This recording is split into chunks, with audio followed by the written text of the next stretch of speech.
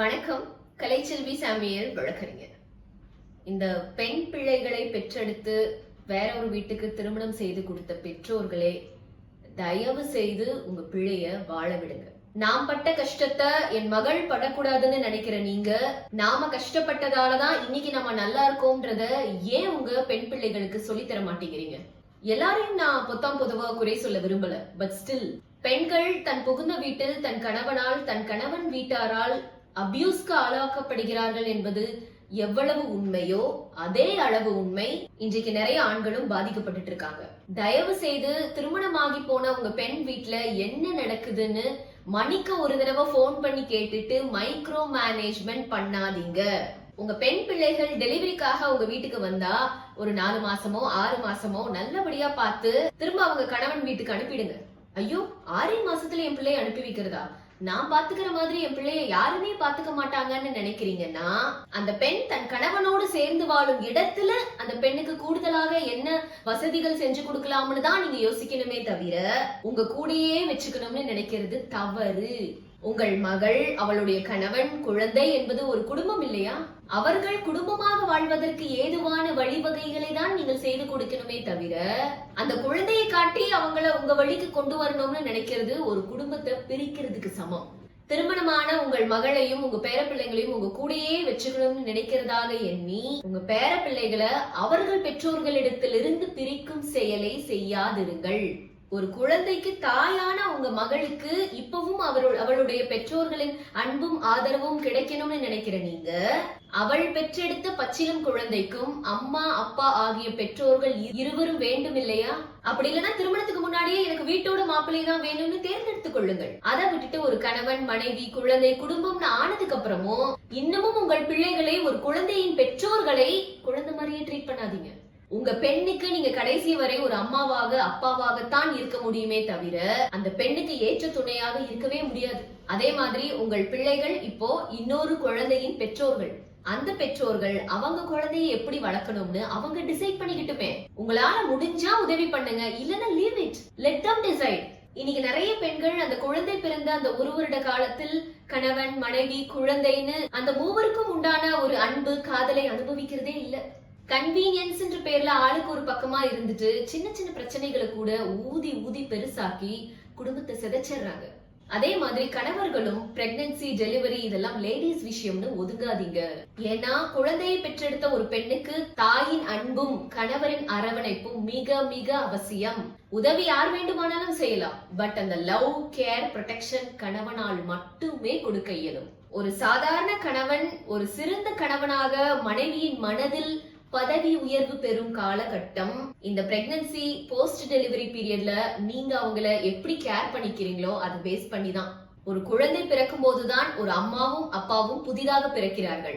So அவங்க புது பெற்றோர்கள், புது அனுபவம், புது சூழ்நிலை. அப்போ அந்த புது விஷயங்களுக்கு அடாப்ட் ஆகிறதுக்கு அவங்க 2 பேருக்கும் கொஞ்சம் காலம் எடுக்கும் தானே.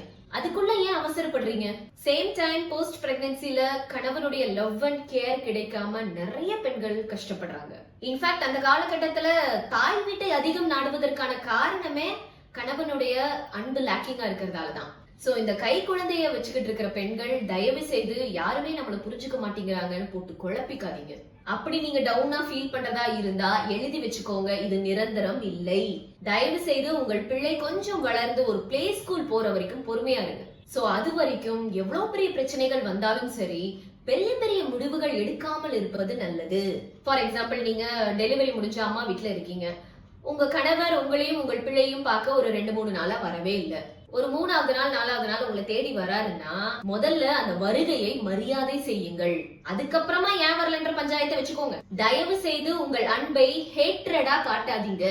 ஏன்னா அதை ரிசீவ் பண்றவங்களுக்கு உங்க லாங்குவேஜ் புரியாது. 2-3 நாளா உங்கள் கணவனை பார்க்க முடியாத அந்த அன்பை, காதலை அன்பின் மூலமாகத்தான் வெளிப்படுத்த வேண்டுமே தவிர 2 நாள் கழிச்சு உங்களை ஆவலோடு பார்க்க வரும்போது இப்ப எதுக்கு வந்த, 2 நாளா எங்க போனேன்னு கேட்டா அது அன்பு கிடையாது, வெறுப்பு, கோபம். அப்போ அதை ரிசீவ் பண்றவங்க ஏன் நம்ம மனைவி இந்த மாதிரி சின்ன சின்ன விஷயத்துக்கு கூட கோபப்படுறா, வெறுப்பு காட்டுறான்னு நினைக்கலாம். பிளஸ் நீங்க அதை தொடர்ந்து செய்யும் போது அதை அந்த ஆண் நிச்சயமாக அன்பின் வெளிப்பாடாக ரிசீவ் பண்ண மாட்டாங்க, வெறுப்பின் வெளிப்பாடாகத்தான் ரிசீவ் பண்ணுவாங்க. சோ உள்ளுக்குள்ள அன்பு காதலை வச்சுக்கிட்டு வெளியில கோபத்தை எக்ஸ்பிரஸ் பண்றது அன்பின் வெளிப்பாடு கிடையாது, கோபத்தின் வெளிப்பாடுதான். இல்ல என் மனைவியின் அன்புதான் இப்படி கோபமாக வெளிப்படுகிறதுன்னு யோசிக்கிற அளவுக்கு ஞானிகள் இங்க யாரும் இல்லை. So love is the only language to express your love, and you cannot express your love through anger or hatred. Please understand. இப்போ ஆண்களுக்கு ஒரு முக்கியமான விஷயம் சொல்றேன். என் மனைவி டெலிவரிக்காக அவங்க வீட்டுக்கு போயிட்டு வந்ததுல இருந்து அவ ரொம்ப மாறிட்டா, என்கிட்ட பேசுற விதமே சரியில்லை, என் அம்மா அப்பா கிட்ட முன்ன மாதிரி அனுசரணையா நடந்துக்கிறது இல்ல, குழந்தை பிறந்ததும் ரொம்ப மாறிட்டான்னு யோசிக்கிற கணவர்கள் ஒரு நிமிஷம் காது கொடுத்து கேளுங்க. குழந்தை பிறந்த பிறகு உங்கள் மனைவியிடம் மாற்றங்கள் லைக் இரிட்டேஷன், டிப்ரெஷன் இதெல்லாம் எல்லா வீட்லயும் உண்டு.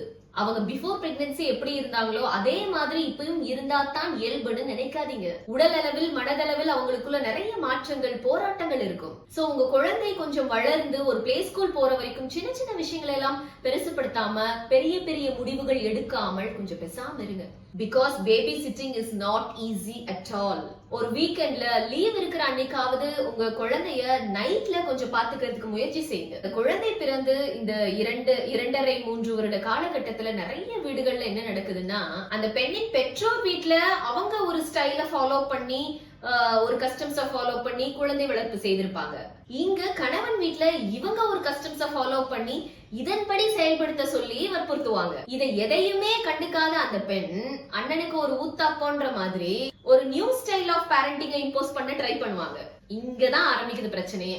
ஆனா இங்க யாருமே குழந்தை நலனுக்கோ ஆர் குழந்தைக்கு எது சௌகரியமோ அப்படிங்கறத பத்தி யோசிக்கிறதே இல்ல.